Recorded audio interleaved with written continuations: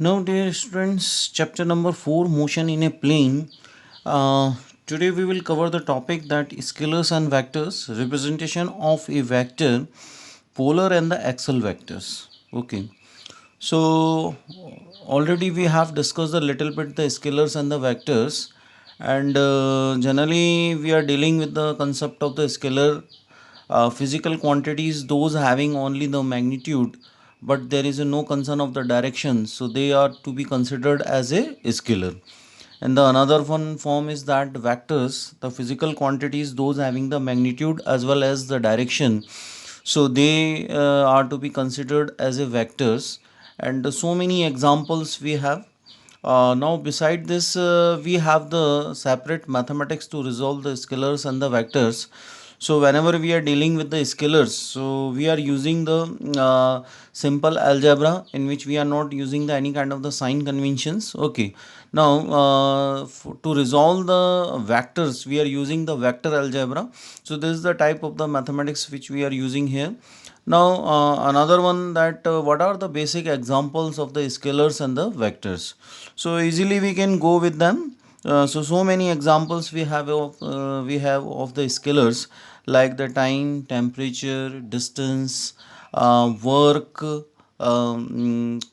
current. These are the some of the examples of the scalars. Okay, now the vectors, those having the magnitude and direction, like force, displacement, position, okay, acceleration, so many quantities we have here, impulse, momentum. So all these quantities are related to the concern of the vectors. So here we have the topic. So here we have the general difference between the scalars and vector. Scalars having only magnitude, vectors magnitude and direction. Scalar algebra we are using, there is no meaning of the signs we have. Now vector algebra, which discuss the sign also, and time, work, temperature and the distance, these are the example of the scalars. And the velocity, displacement, force, momentum, impulse, so many quantities are here, those are known as a vectors. And somehow we have the one of the another category, that is called the tensors. So generally the tensors are the quantities, those having the that mean different magnitude in the different directions. So one of the example that is available in our syllabus, that is called the moment of inertia. And generally the tensors different magnitude in different direction, in different direction. So this is the one of the, that mean another category, that is called the tensors. And we have the example that is called the, and the example of the tensor we have, that is called the moment of inertia. Moment of inertia. So as you will see the some of the quantities on behalf of the dimensions, so you will get the symbol of the moment of inertia, that is called the I, and the formula of the moment of inertia, that is called the I is equal to mr square. So this is the type of the rotational quantity we have. So you can get the idea of the tensors. Okay. Now next we have representation of a vector, how we are just representing a vector. So generally we are just plotting simply a line which associate with the arrow in a one direction, and that indication that of that the particular quantity is represented in a particular direction. Okay, so generally we are discussing the four types of the direction: north, south, east and west. So the tail, this is called the tail of the vector. This is called the tail, and the length of the tail will discuss the magnitude. Discuss the magnitude of a vector. Tail discuss generally the magnitude of a vector, and arrow makes the concern of the direction. Arrow make the concern of the direction. So this is the general way to represent a vector, and generally whenever we are just taking any kind of the vector quantity like this force, so on behalf of the higher classes we are using the simple notification on the top of the quantity, that is called the arrow. Okay, so this is the general representation of the vector quantity. Simply the acceleration is the, that mean a, the momentum, that is called the p. So this is the that means simple representation of a vector by the help of the, that mean concept of the ray. But here we are not saying it is a ray, a line which having the head with the arrow. Okay, so this is the general representation. Now, dear students, we can categorize the vectors in the another, that mean two manner. First is the polar vector. So what is the basic concept of the polar vector? Vectors, those having the initial point,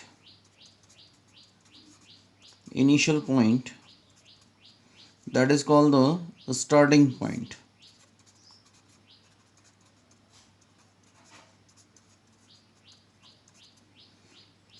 A starting point.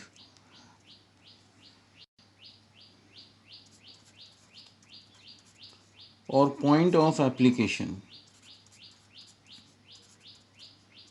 Point of application. So many examples we have on behalf of the category of the polar vectors, like displacement,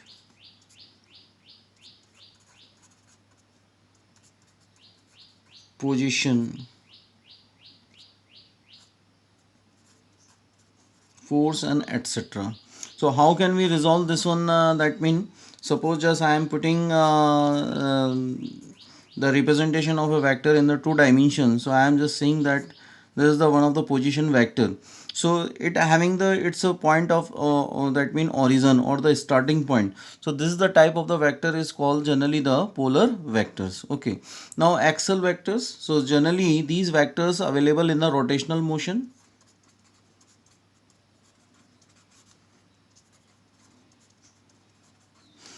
showing rotating effect,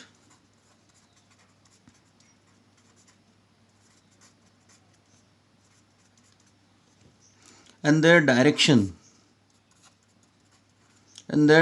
can be find by the direction can be resolved by the right hand screw rule.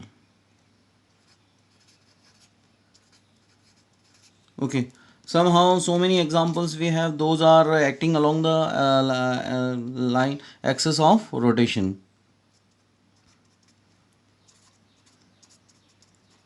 Acting along axis of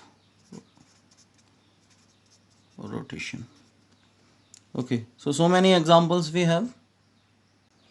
Now I am giving the initial idea of the axial vectors we have. So some of the examples, and generally we are dealing with the motion in a line or motion in a plane, and somehow we are just using the rotational statics. Okay, so rotational dynamics. So here we have the some of the analog form of the, that mean physical quantities. Now in the simply linear motion we are using the concept of the velocity, and now in the rotational motion we are using the concept of the angular velocity. So it is the analog form of the velocity, that is called the omega dash. Okay, now we are using the concept of the acceleration in the linear motion, so we are using the meaning of the acceleration in the rotational motion, that is called the angular acceleration. So here we have the alpha bar. Okay, vector is there. Now simply we have the force, that mean in the linear motion we are using the concept of the force, and somehow we have the meaning of the force in the rotational motion, that is called the angular force, which is capable to produce a rotating effect. Okay, so the generally it having the name that is called the torque. Okay, so these are the some of the vectors, those are acting along the axial line, and they don't have the point of application, that means they don't have the starting point. So generally these vectors are categorized in the that mean axial vector. Okay, so this is the general representation we have. Now how can we find out the direction of these vector? So simply in the 10th class we have discussed the right hand screw rule. So whenever or right hand rule, so as we are just we are taking our hand and the thumb in the upward direction. So this is the direction of the thumb.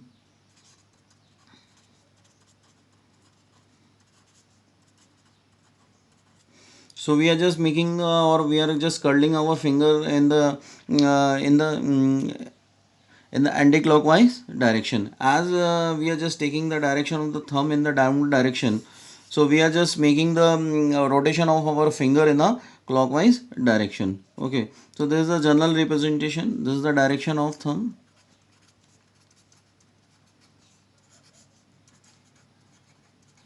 So here you can simply apply the right hand screw rule to find out the direction of these kind of the vectors.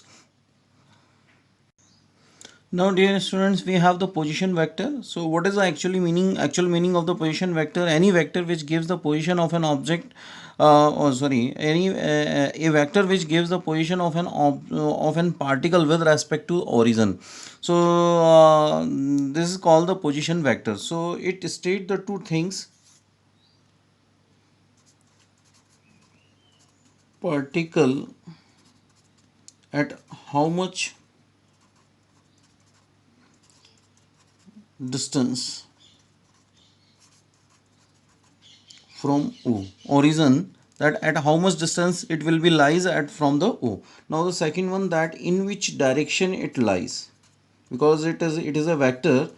In which direction, in which that mean particle, that mean point P, in which direction, in which direction particle lies. Okay, so this is called the position vector, and here we have used the symbol. Now the line OP, which is inclined to a angle theta with respect to x.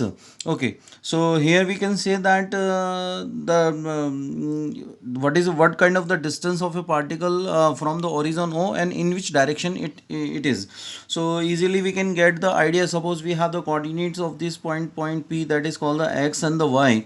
So easily we can go with the concern of the directions also. Okay, so this is called the position vector.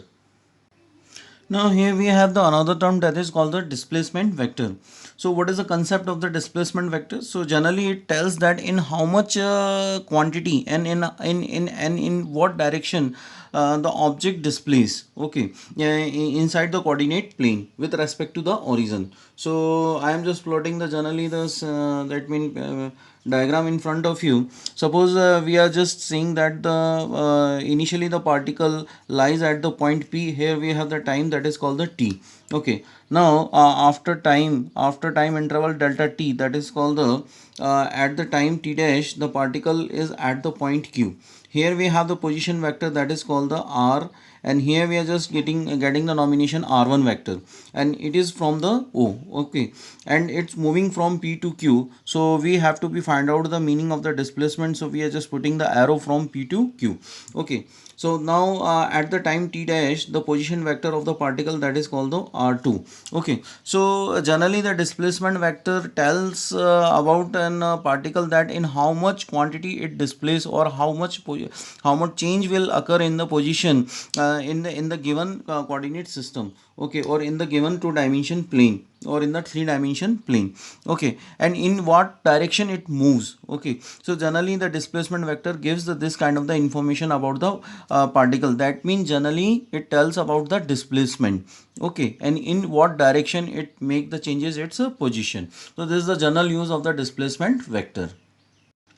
So here we have the two important point. A vector tells on how much and in which direction an object or the particle changes its position in given interval of the time. So here we can get the interval of the time, that is called the delta t, that is called the t dash minus t. So it's generally the time interval, and in which direction it's moved from P to Q. So we can apply the basic triangle law of the vector addition here. So easily we can get the displacement of a particle.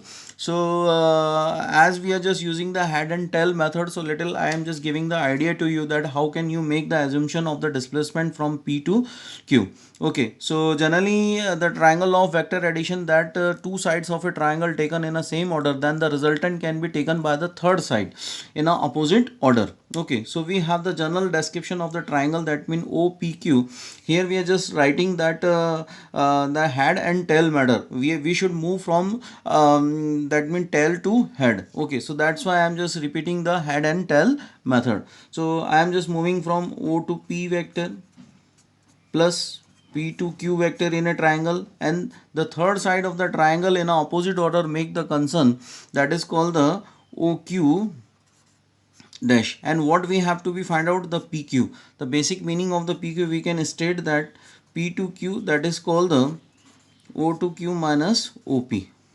Okay.